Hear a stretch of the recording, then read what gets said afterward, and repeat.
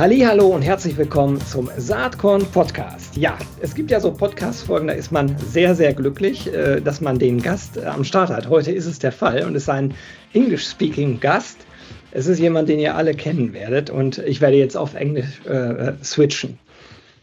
Hi, everybody. So this is Gero from the SAATKORN podcast. I'm super proud to have somebody here on the podcast.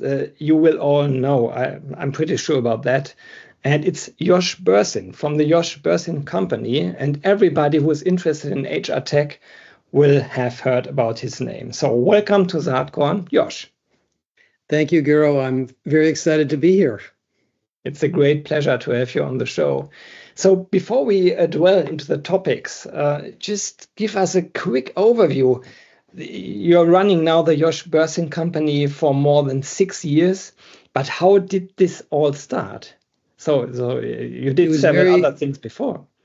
It was very accidental, as most people's careers are. I spent about 20 years in the tech industry, working for IBM for 10 years, for Sybase for 8 years, and then went to work for a startup company in 1998 doing online learning. For those of you that remember back that long ago, that was when the internet was just beginning. Yeah. Seems funny, but it wasn't that long ago. And then in the 2000 downturn, I was laid off. I started a company with some other guys. We sold it. I got laid off, and there were no jobs at the time. And I decided I wanted to be an analyst. And so I started doing research and writing reports and doing projects for vendors and other things. And it turned out there was a lot of opportunity and need for someone like me to explore the space, and it started in online learning and then moved into all different areas of HR. So that was what happened. That's a fascinating It's a 45-year career in 1 minute. Thanks. And I think it's fascinating because it's truly entrepreneurial, which I really like. And how many people are now with the Josh Bersin company today as we speak in November 2024? We have about 45 people. We're not super big, but we do a lot, and we're very productive, and we have people all over the world. So it's been really fun. We're not trying to build a giant company, but we really want to try to keep up on all these things that are going on out there and make sure everybody can take advantage of all the changes going on in human resources.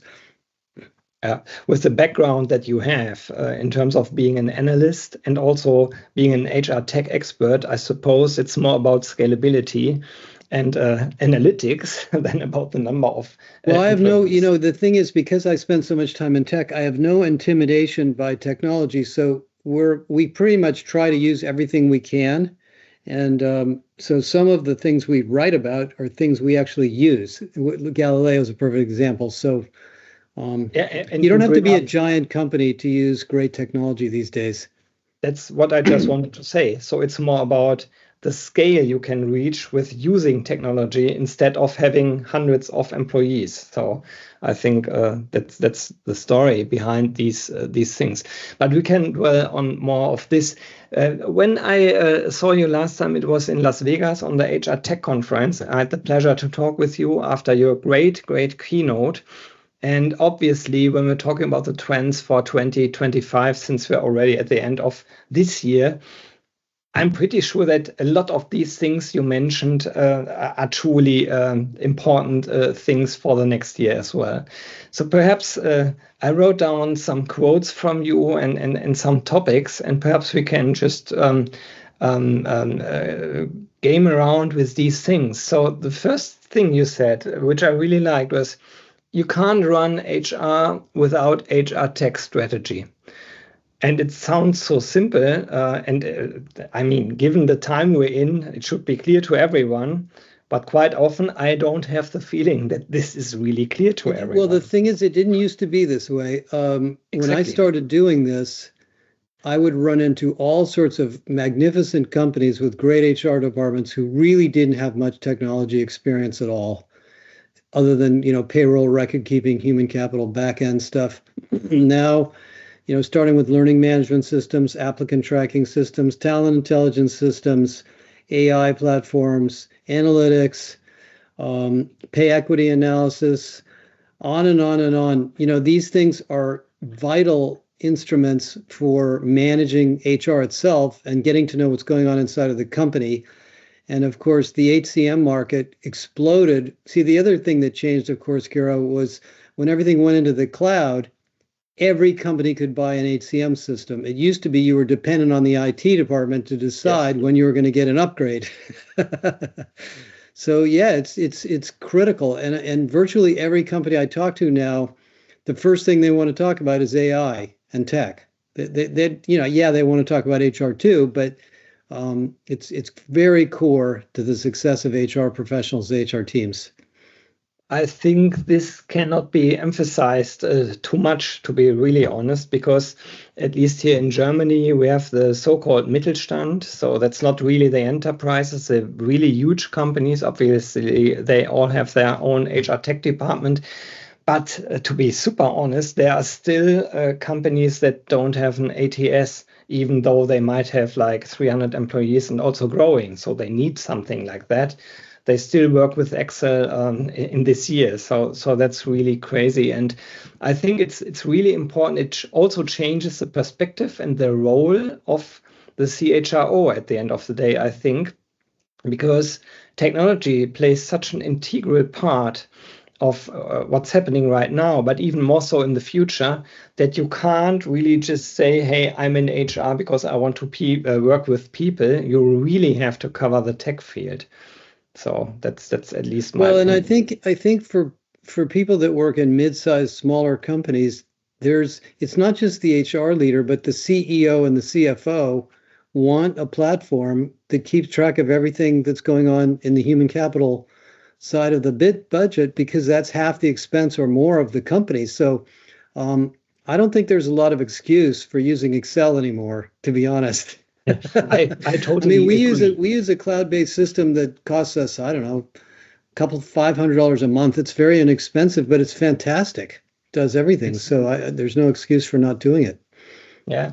And then a lot of companies who start using technology, at least in the field of HR tech, where I have some expertise, I see that lots of these companies start with several solutions. So they build one solution next to the other solution. So they might have a solution for talent acquisition, another solution for learning and development, a third solution for this, a fourth solution for that. And I think that's what you call the kitchen drawer problem, right? Yep. Yep. So, Well, and that has been a problem for as long as I've been around doing this, and I think it will always be a problem because there are very, very specialized features needed in these different functional areas of HR, and very few platform vendors do all of it well. Some do, but if you happen to have an older payroll system that was from a vendor that doesn't have an applicant tracking system, doesn't have a learning management system, et cetera, then you end up having to buy something else. And the next thing you know, you have 2, 3, 4, 5 systems. And now you're in the kitchen drawer problem. this is a very, very old discussion because you might say, well, at the end of the day, you need a suite. But there's other people who say, but I want the best in class solution for, let's say, recruitment. And that's not included in this suite. So there's always this discussion going on. Do I take a suite or do I use best in class solutions? And as far as I understood you, you said, well, probably in the future, that's not the major question. Perhaps it's even more the thought how to connect all HR tech. That's a quote also Well, from you. that's the key is if you decide you need a new platform for one feature that you can't get it somewhere else, before you implement it, look at the data that's going to be captured by the new system and make sure it's connected to the existing systems. That sounds like a waste of time, but it really pays off in the future. And I think the reality of it is virtually impossible to run a company without more than one HR platform. It's just it's just the way it goes. A time and attendance system, some sort of a special reporting tool, payroll add-ons in different countries, things like that. But as long as they're connected together and there's good integrations, it's not that hard to manage it because you want to make sure you know employee by employee what's going on amongst the whole ecosystem of applications that employee is using. And I've been, I've given up on waiting for one vendor to do everything. It's just not going to happen. I would also agree. And then again, if we talk about the development of AI and how fast and exponentially this develops at the end of the day, there's also obviously the term agentic AI. And Right. me coming from Germany, I heard about that before, but this was really the overarching topic of the Las Vegas conference, at least from my perspective. So it's really about having all these agents. It's like, I understood it that way. It's like a software AI layer with several agents that really communicate with the underlying Right. HR tools. So that Yeah, is totally fascinating. exactly. So where we are right now is the AI agents are very new, but their capabilities are vastly superior to the existing platforms we have. And nobody's going to throw out the stuff they have. So Oracle, SAP, Workday, whatever, ADP, whatever your backend systems are, this year, 2025, you're going to get all these fantastic tools that'll do recruiting better, do learning better, do employee experience better, do case management better, and they'll be AI based. And they will probably sit on top of these existing systems.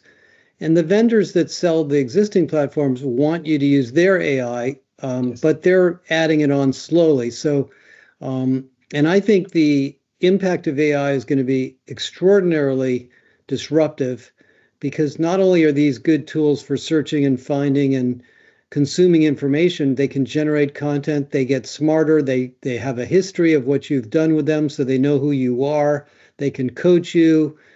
They're very, very different than the existing technology we've had in the past. So there's almost a break between the type of technology we've had for the last 50 years and these new tools. And year by year, we're going to see this AI technology eat into the core of all these other applications. Are there any modes that the traditional software providers could use to avoid this agentic AI tools using? No, they're all part of it. They understand. I mean, they're all aware of the issue, and they all want to build agentic tools of their own. The problem they have is they have a lot of product managers and engineers working on the current stuff, and they have payroll and recruiting and other things going on already. So the market's so new, it's not clear who the big player will be a piece, RAI, but there'll be others, ServiceNow, Microsoft, others, SAP. And I think the most complete strategy of an integrated vendor is SAP. SAP built this entire system called Joule that looks at all of the applications in SAP, not just the human capital and success factors.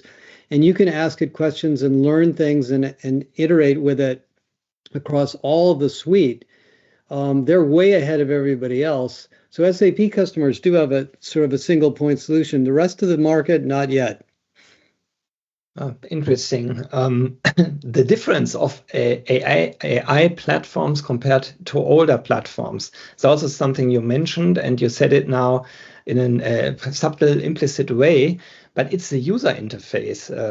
That's a very major difference because now it's more like a conversational tool, whereas in the past you had a screen, like an interface. So that's really a difference everybody can understand. That's a huge difference, but there's another difference that's probably even bigger, which is that the AI system is a learning system.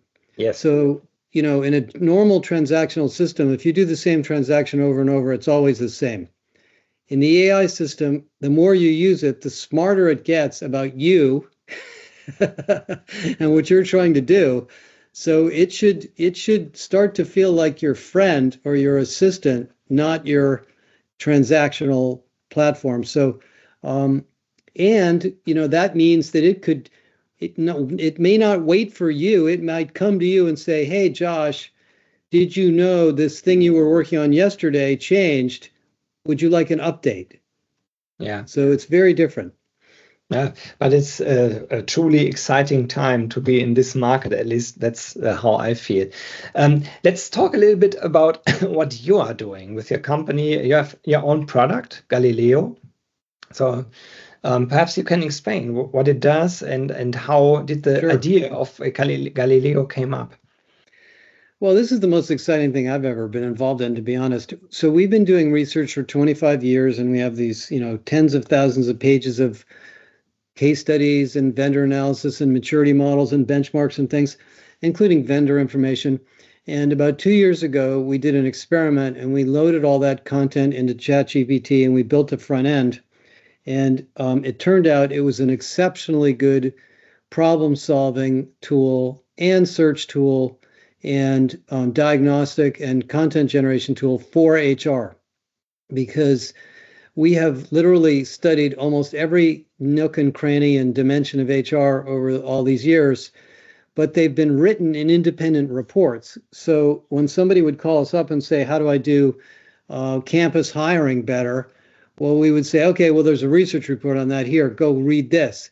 We don't have to do that anymore. You can ask Galileo any question about HR, and it will find the answer, generate the answer, show you the sources, and recommend other questions to continue on your journey towards solving a problem.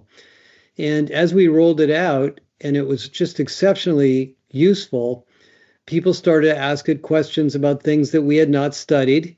They asked questions about employment practices, certain benchmarks we didn't have. So we built a content partnership program to add what we call trusted content in addition to ours. So it's really powerful now. It is a coach, advisor. You can ask it about vendors. It'll create RFPs. It'll create behavioral interviews. It'll show you skills around jobs. It keeps up on the job market. It has data in it about the unemployment rate. I mean, you can really use it for what we call your everyday assistant for everything HR. And for us as a publishing and research company, it's a way for us to distribute and syndicate our content to thousands of people without having to write reports and force them to log into a website and search for things all the time. And even better than all of that is it can do things that we never did. Because it has so much content in one domain, it gets smarter all the time. And that's where I think AI is going, is rather than having one generic AI that can try to do everything at once, when the AI is narrow, like a medical diagnostic AI or an AI that's good at legal or an AI that's good at HR, it can get very, very smart, very, very fast, and literally almost predict the question you're going to ask to help you go and solve a problem. So we're really excited about it. And we offered it originally to our corporate members. So there were about 6,000 or 7,000 people who got access to it in the beginning. Then we created a consumer version of it, which we call Galileo Professional, which has about 2,000 people that have bought it. So it's out there, and we're going to put a lot more energy into it. I might add, I'm one of those 2,000. Oh, so great. It's really a great tool, and I can suggest it to everybody working in HR. But the thing is also, I mean, it also speaks German, by the way, I think. Yeah, and I think a lot of other languages as well, right? So, but what's the vision? Let's imagine there's 5 years down the road. What can Galileo do then? What's your vision? Well, there's three things we're adding to it. First of all, more and more content and real-time content. So, things that are daily updates on jobs and so forth. The second is learning. We're taking our academy, which is in a different system, and we're going to be merging it with Galileo. So you could ask Galileo a question, and it could answer the question, or it could show you a video, or it could open a course, or it could give you a credential and access other people in those courses. The third is agentic capabilities into backend platforms. So we're building initially an integration to Workday. So Galileo will connect to Workday, and if you're a Workday customer, you'll be able to buy a version of Galileo that will connect to your tenant, and then you could ask it questions about your Workday system. If you're a manager, it could find the employees that work for you. It could look at their salaries, if you're going to do salary bonus calculations and so forth. So that's the third area. And then the fourth is I really would like it to turn into a coach. And the technology that's in GPT-O and some of the other, because the Galileo uses multiple LLMs, is reaching the point where we have a sort of a personality. So you can create Galileo personalities, and Galileo could be a recruiter, or Galileo could be an L&D professional, or Galileo could be a CHRO coach. And so all of those are things that I think are possible that we'll be able to do over the next couple of years. Yeah, that's fascinating. What's your vision in terms of how much work will be done by tools, machines, AI? Whereas do Well, we there's a big report that's going to come out in January. I just finished yeah. writing, which is our predictions report that goes through a bunch of scenarios.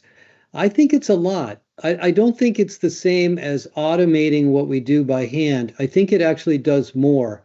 So if you take, for example, the job of a recruiter to write a job description, the simple, approach is you throw the job description information into ChatGPT and it writes a description. But imagine if the agent went out and sent emails to all of the people in the department and asked them for their input on what they believe the job requirements are and recorded their answers and then consolidated that information, sent that information to the leader, to the hiring manager to review, to prioritize the requirements of the job, then looked at the job skills required in the outside market, then looked at the cities and locations where those skills are most available, then looked at the job salaries for those jobs in the location that you're going to hire this person, and then created the job description, and then went out and sourced candidates. All of that can be done by AI. Now, that's a whole bunch of manual steps that require data by many people to do. That's just one example of where we are here now in the first year of having agentic AI. Now, no, nobody's built quite that entire system yet, but there's vendors working on it. And Galileo can do a lot of those things too. So there's use cases.